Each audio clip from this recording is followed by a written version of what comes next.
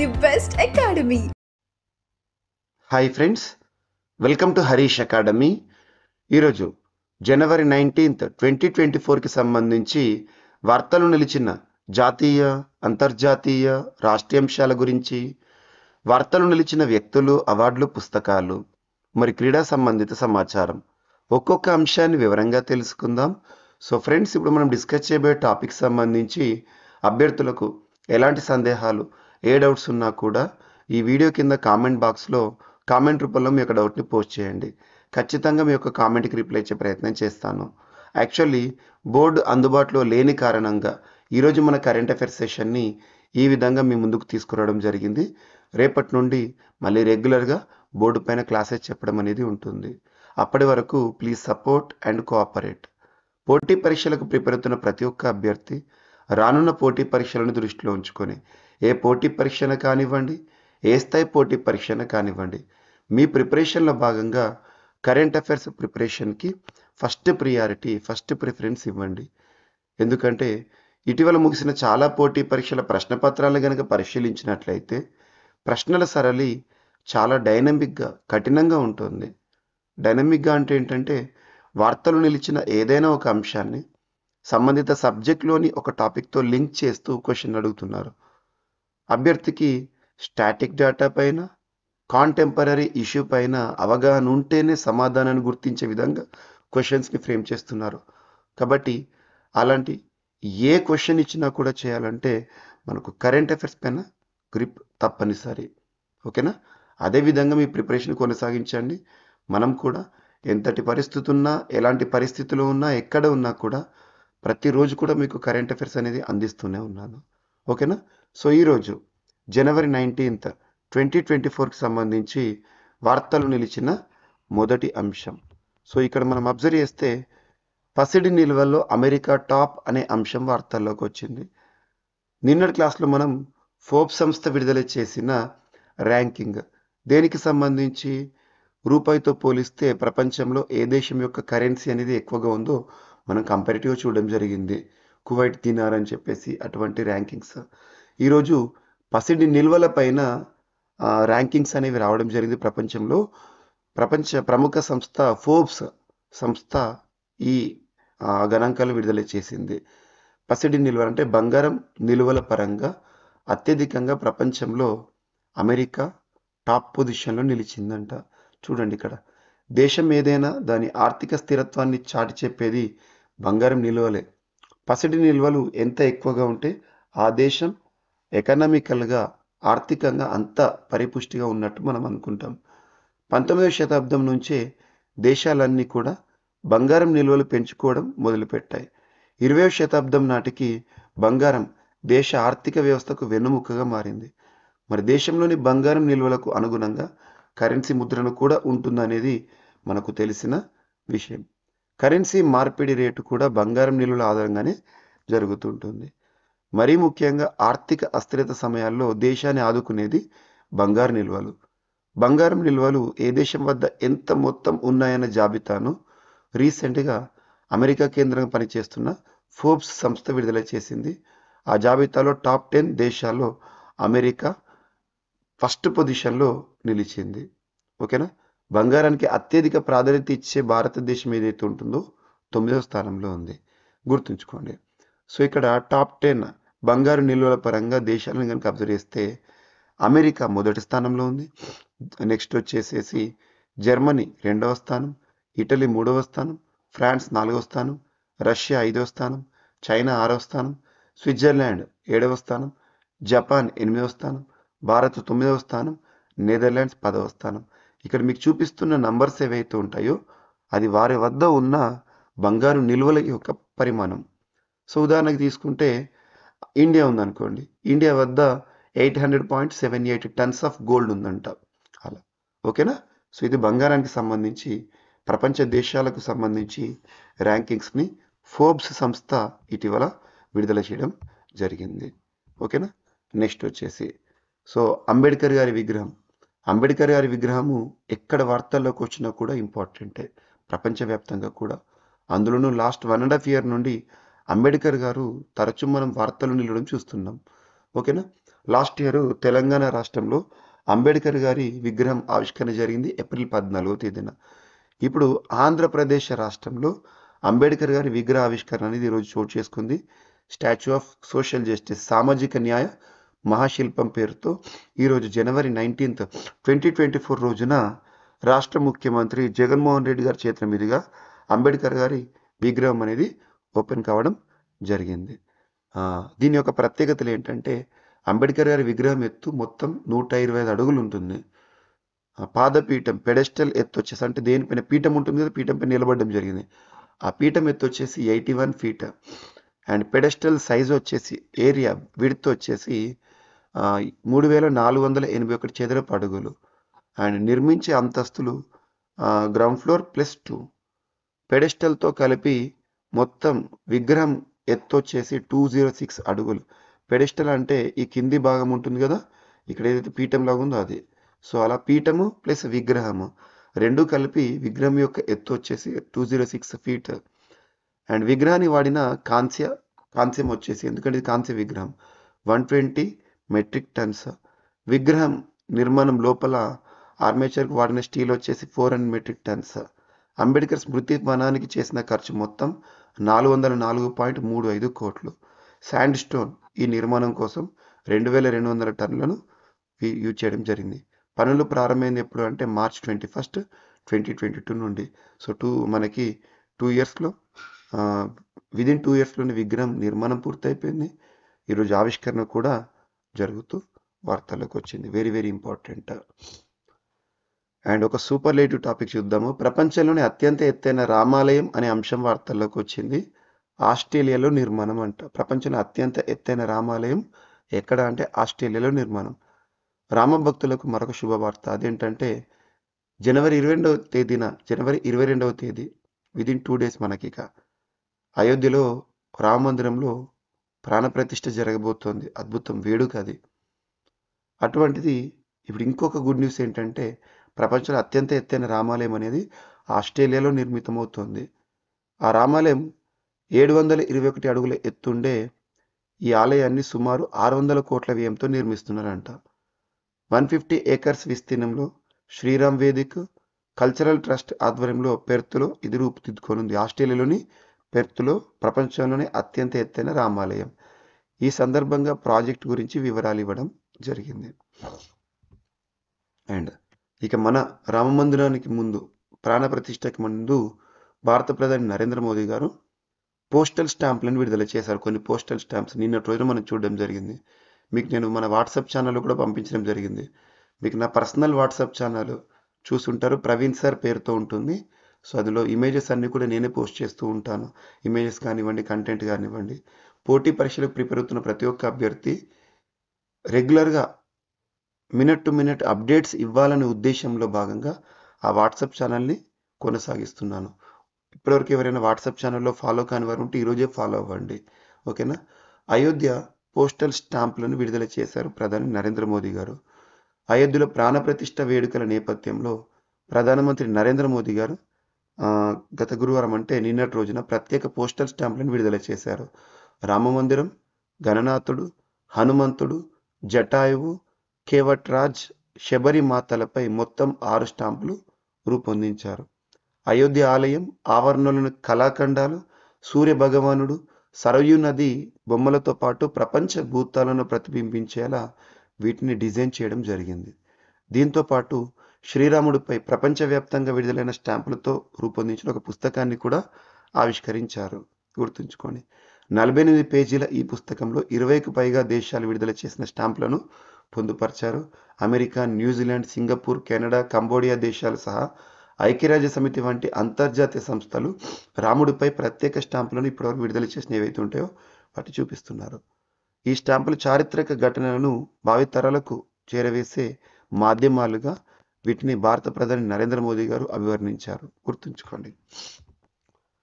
And science and technology సంబంధించి మన ఆంధ్రప్రదేశ్లో అందుబాటులోకి వచ్చిన ఒక అంశము 10 నిమిషాల్లోనే వ్యాధి కారకాల గుర్తింపు. దానికి సంబంధించి మంగళగిరి ఎయిమ్స్లో అత్యాధునిక పరికరం అందుబాటులోకి వచ్చిందంట. వ్యాధి కారకాలను కేవలం 10 నిమిషాల్లోనే గుర్తించే అత్యాధునిక వైద్య పరికరం మంగళగిరి ఎయిమ్స్లో అందుబాటులోకి వచ్చింది. వ్యాధి సంక్రమణకు కారణమైన బ్యాక్టీరియా లేదా ఫంగస్ను గుర్తించేందుకు MALDI TOF matrix assisted laser disruption ionisation time of flight అనేది వైద్య పరికరాన్ని ఏదైతే ఉంటుందో క్లినికల్ మైక్రోబయాలజీ విభాగం కోసం తీసుకొచ్చారంట. ఎయిమ్స్ సిఇఓ దీన్ని ఆవిష్కరించారు. గుర్తుంచుకోండి, కామన్గా బ్యాక్టీరియా గుర్తించేందుకు 18 గంటల సమయం పడుతుంది. అప్పటి వరకు రోగి అనారోగ్య లక్షణాలు బట్టి అధికంగా యాంటీబయాటిక్స్ వినియోగించాల్సి వస్తుంది. వీటి వాడకంతో నియంత్రించేందుకు 10 నిమిషాల్లోనే వ్యాధులను గుర్తించడానికి డయాగ్నోసిస్ చేసే అత్యాధునిక పరికరాన్ని మన మంగళగిరిలో అమలులోకి తీసుకురావడం జరిగింది. అండ్ అత్యంత పురాతన కృష్ణ బిలం బ్లాక్ హోల్ ఆనవాళ్ళు ఇటీవల వార్తల్లోకి వచ్చినాయి. సో ఇటీవల ఖగోళ శాస్త్రవేత్తలు కనుగొన్నారు. దాని పేరేంటో చూడండి. విశ్వం పుట్టిన తొలినాళ్ళలోనే ఏర్పడినటువంటి ఒక కృష్ణ బిలాన్ని ఖగోళ శాస్త్రవేత్తలు కనుగొన్నారు. అది తన చుట్టూ ఉన్న నక్షత్ర కూటమిని క్రమంగా మింగేస్తోందని గుర్తించారు. విశ్వం 1300 కోట్ల ఏళ్ల క్రితం సంభవించిన మహావిస్ఫోటనం నుంచి ఆవిర్భవించింది. బిగ్ బ్యాంగ్ జరిగిన 40 కోట్ల సంవత్సరాలకు పుట్టిన కృష్ణ బిలాన్ని జేమ్స్ వెబ్ అంతరిక్ష టెలిస్కోప్తో శాస్త్రవేత్తలు కనిపెట్టారు. అది సూర్యుడి కంటే కూడా కొన్ని లక్షల రెట్లు పెద్దదంట. దాని పేరు JNZ11 అనే నక్షత్ర కూటమి మధ్యలో అది నెలకొని ఉంది. ఈ గెలాక్సీ మన పాలపుంత కన్నా కూడా చాలా చిన్నదంట. కృష్ణబిలం GNZ11లోని వాయువులను మింగేస్తున్నదనే గెలాక్సీ కుంచుకుపోయింది. పరిస్థితి ఇలాగే కొనసాగితే యావత్ నక్షత్ర కూటమి దాంతోపాటే కృష్ణబిలము అంతరించిపోతాయంట. సో అత్యంత పురాతన కృష్ణబిలం ఆనవాలను ఖగోళ శాస్త్రవేత్తలు గుర్తించడం జరిగింది. సో అతిపెద్ద, అతి చిన్న, అతి పొడవైన ఇలాంటి ప్రత్యేక పదాలతో కూడిన సమాచారం వార్తల్లోకి వస్తే చూడండి, వాటి గురించి ఎగ్జామినేషన్లో ఖచ్చితంగా క్వశ్చన్స్ వస్తాయి. ఈరోజు మరొక అంశం సైన్స్ అండ్ టెక్నాలజీ సంబంధించి నానో రోబోలతో మూత్రాశయ క్యాన్సర్కి అడ్డుకట్ట వేయచ్చని శాస్త్రవేత్తలు చేసిన పరిశోధన. పురుషుల్లో ఎక్కువగా కనిపించే మూత్రాశయ క్యాన్సర్కు త్వరలోనే మెరుగైన చికిత్సా విధానం అందుబాటులోకి రానుందంట.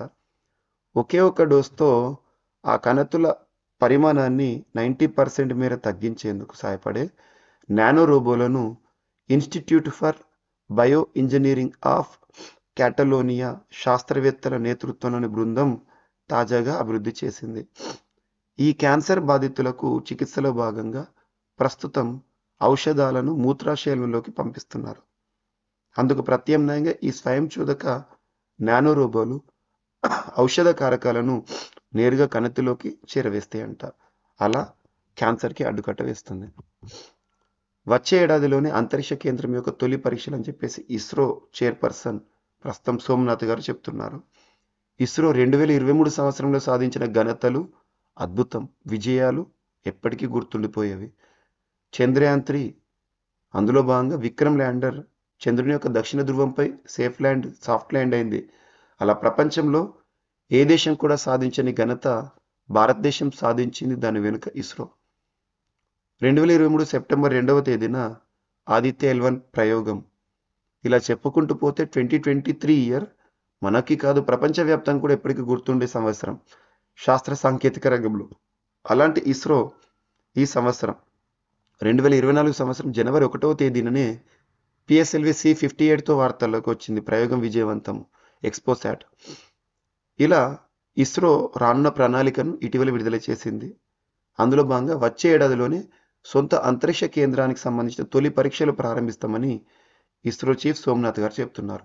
ప్రతిపాదిత భారతీయ అంతరిక్ష కేంద్రానికి సంబంధించిన తొలి పరీక్షలను వచ్చే ఏడాది 2025 నిర్వహించేందుకు ప్రణాళికలు రచిస్తున్నట్లు భారత అంతరిక్ష పరిశోధన సంస్థ చైర్పర్సన్ ఎస్ సోమనాథ్ గారు తెలిపారు.